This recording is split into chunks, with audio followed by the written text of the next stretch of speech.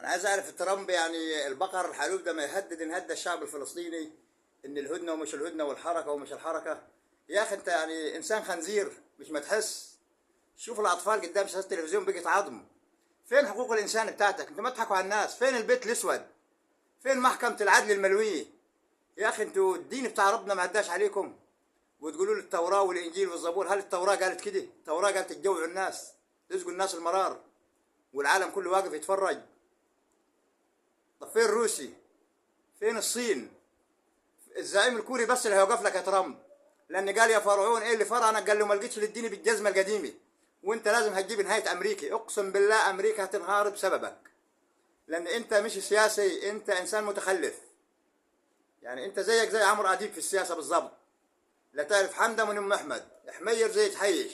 يا اخي تعبت 200 امنا في الليالي، يا اخي جايين من الشغل قرفانين كارهين جلبيتني.